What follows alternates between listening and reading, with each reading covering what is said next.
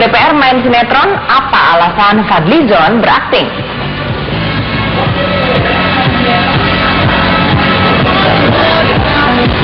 Ingin jadi Ahok yang menemukan dana siluman? Silakan unduh game dana siluman di smartphone Anda.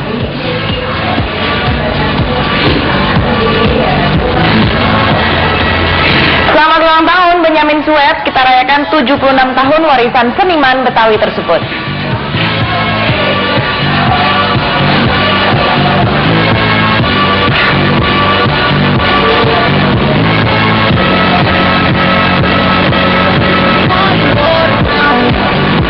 Selamat malam, Anda kembali menyaksikan Trending Topic bersama saya Andini Effendi, di mana kami di sini menggabungkan informasi dan juga teknologi. Saya tidak sendiri, malam hari ini sudah bersama dengan budayawan Radar Pancabuana. Silakan Mas Radar untuk bergabung bersama kami. Ini soalnya berhubungan nih semuanya dengan bidangnya Mas Radar nih. Kita mau bicarain yang pertama nih soal Ahok. Silakan Mas di sini. Untuk Ahok di sini bukan Ahok, Fadlizon yang main sinetron. Nah, kita lihat ini soalnya trending nih di Content and Knowledge Management Metro TV. Kalau kita lihat di sini nih, Wakil Ketua DPR kita ini menyempatkan diri di saat masa resesnya, karena memang reses kan DPR sampai tanggal 25 Maret nih Mas. Nah, dia ini kebetulan syutingnya di Bogor, dan memang dapilnya dia dapil 5 Kabupaten Bogor, dan dia ikut syuting. Judulnya ini adalah Maijah Pengen ke Mekah. Nah, kenapa mau main sinetron? Karena cameo, berperan sebagai dirinya sendiri, kemudian sinetronnya merakyat.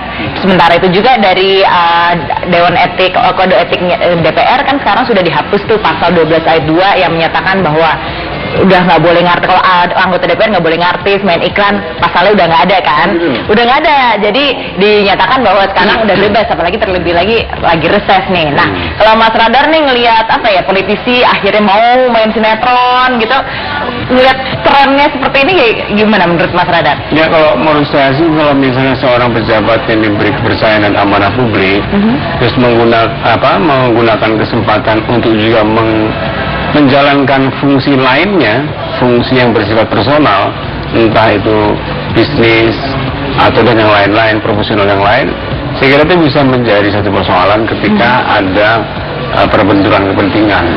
Jadi kalau misalnya ada izin dia untuk main sinetron, ada juga orang izin untuk bikin perusahaan atau melakukan bisnis-bisnis yang lain dong. Tapi kan kalau main sinetron atau iklan itu kan cuma per project kan, maksudnya nggak terus-terusan kayak berbisnis gitu, itu kan lebih jangka panjang. Bisnis per project juga boleh. Apapun bisa per project ya. Menjadi pekerja-pekerja per project banyak di dunia ini.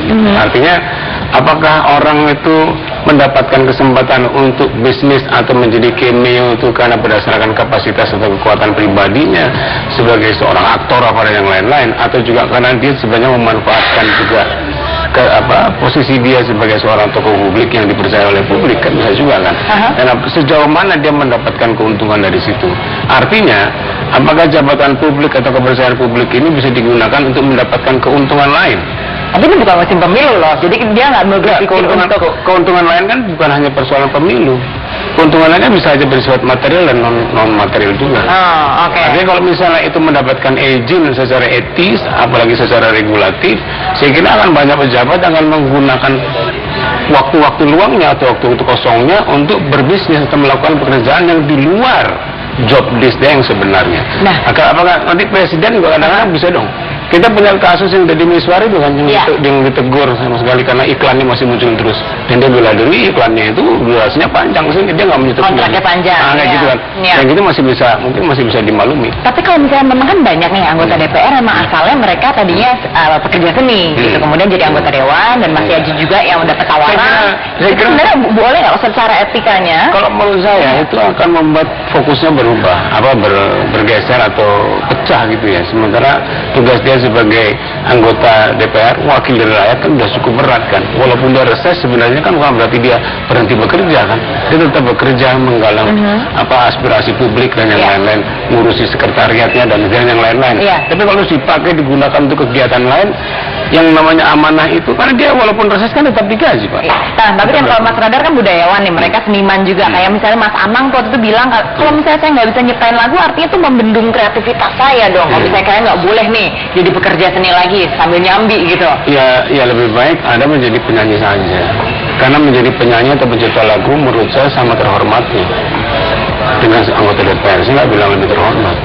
Tapi yang paling nggak sama terhormatnya. Kenapa harus didobel sih?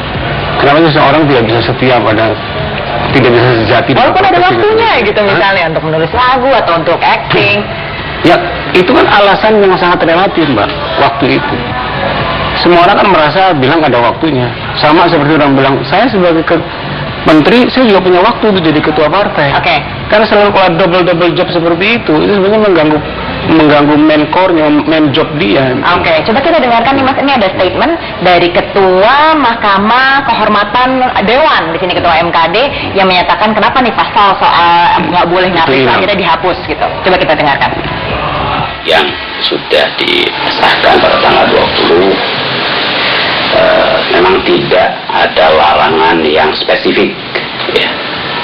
Tapi tidak berarti anggota dewan itu ya bebas, begitu dalam artian bebas yang bisa menodai marwahnya sebagai pejabat publik, sebagai wakil rakyat. Tidak ada aturan, tapi bukan berarti bebas menodai marwahnya sebagai anggota dewan. Jadi secara eksplisit boleh, asal nggak ganggu kerja deh, gitu. Ya, artinya kan dia melepas kondisi ini kepada penilaian yang sifatnya bisa subjektif kan. Yang dibilang tapi bebas tapi jangan melampaui, itu dari mana batasannya apa? Kita bisa berdebat panjang mengenai itu. Jadi persoalan-persoalan begini sebaiknya harus ditetapkan regulasinya dengan jelas.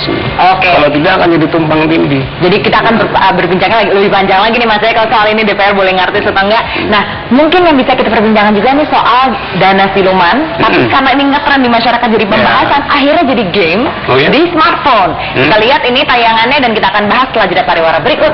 Tetaplah di Trending Topic. Yuk Mas, kita ke warung.